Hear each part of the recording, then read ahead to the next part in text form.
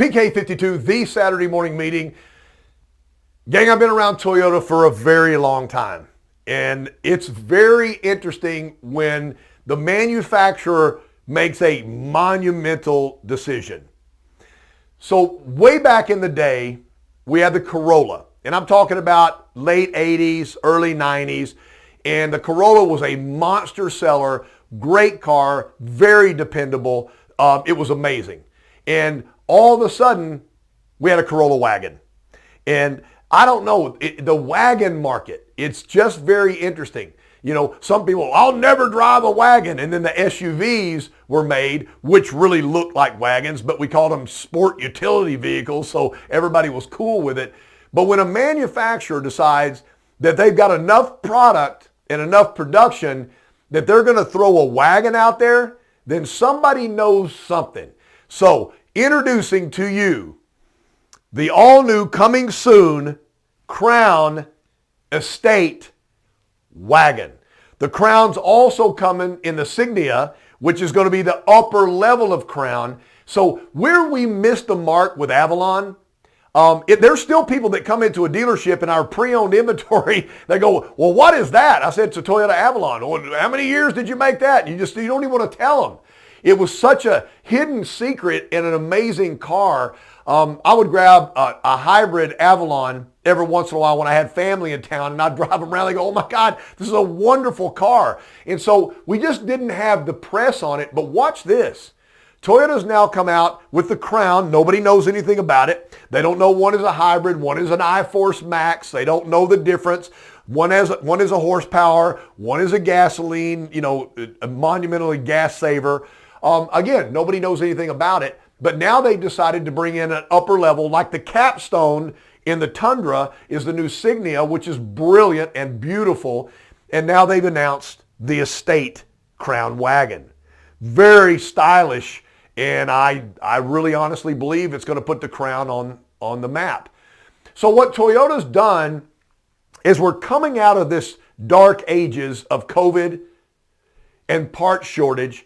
And we're saying, okay, we could have built the same Camry. We could have built the same Corolla. We could have built the same trucks. And people were so starving for it. We're building the 4Runner we have right now. We've had forever. And the demand for the 4Runner, the current body style 4Runner, is the biggest it's ever. It's gigantic.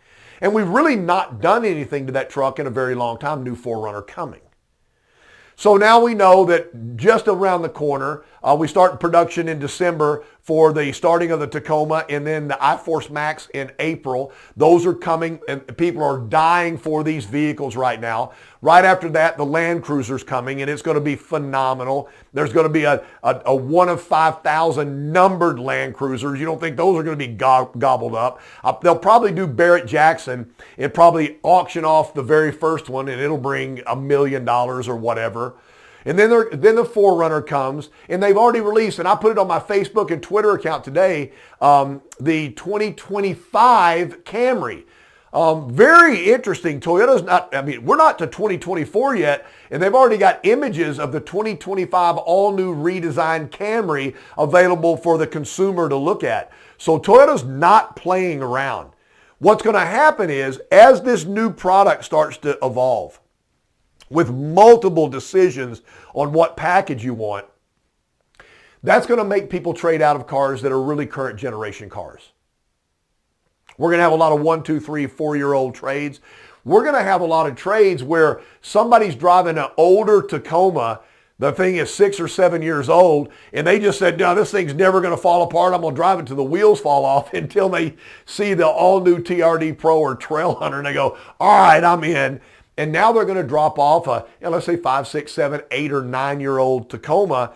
And then right around the corner in 2024, we're bringing out the Silver Certified program. So I can certify, watch this, I can certify, I'll pick a number, an 8-year-old Tacoma with 95,000 miles on it, with a Silver Certified program, with a factory-backed powertrain warranty and roadside assistance at no cost to the customer. So I'll have new cars to sell, certified gold to sell, the current program, certified silver to sell, and then I'm going to get a lot of used car trades in right now because people are going to say this is, I don't know of any other manufacturer. I was looking through my brain today. I was going like, okay, who is coming out with all this brand new product?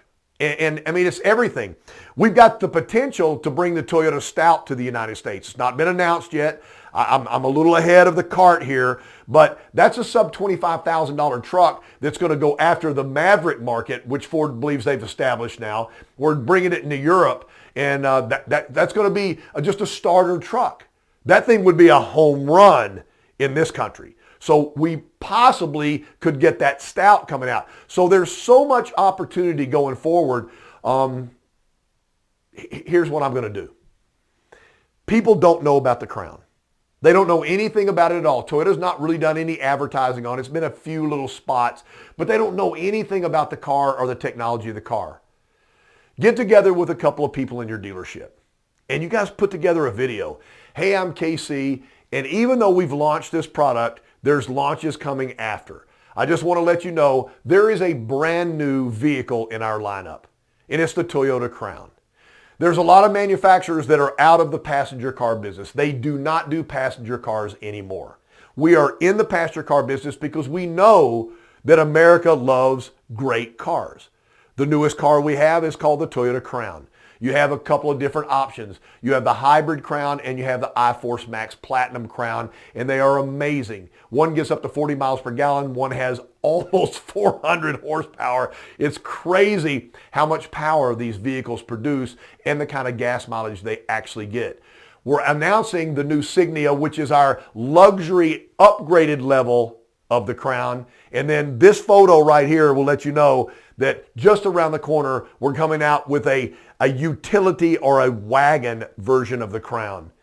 Toyota is out here trying to bring the product that's going to be best for your lifestyle.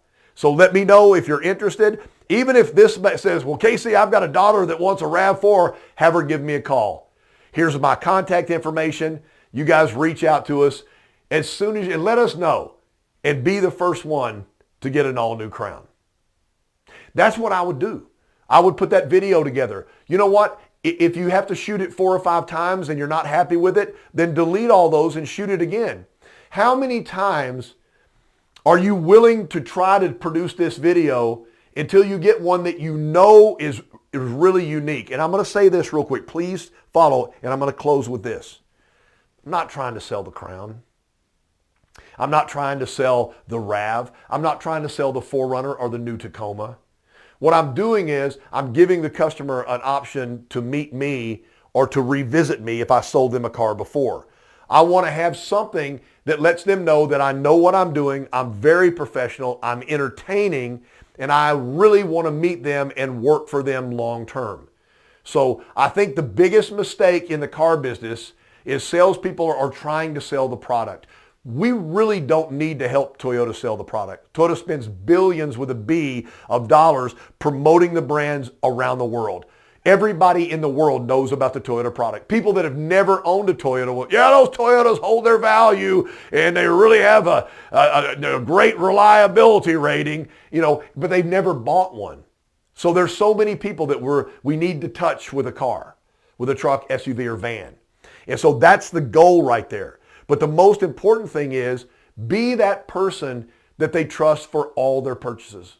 In closing, when you deliver a car, if you look at the trend of the customer, you know how often they trade. You pull their bureau. They trade cars every 4 years, every 3 years, every 6 years. You can see. And you look in their family and you say, how often do you guys trade cars? And you do the math. They say, well, you trade cars every 4 years. Can I have this Crown back in 4 years? And they go, what do you mean? Well, when you're ready for another car, I want this back. And I'll have another car ready for you. All you got to do is call me and I'll get it all set up. The second time's easier. If you don't tell them that you expect them to do business with you for the rest of their life, then they're probably not. That's why you get a fresh lead, or somebody at the dealership that's never been there before, because the last salesperson didn't look them in the eye and say, I expect you to do business with me for the rest of your car buying life. PK52, the Saturday Morning Meeting.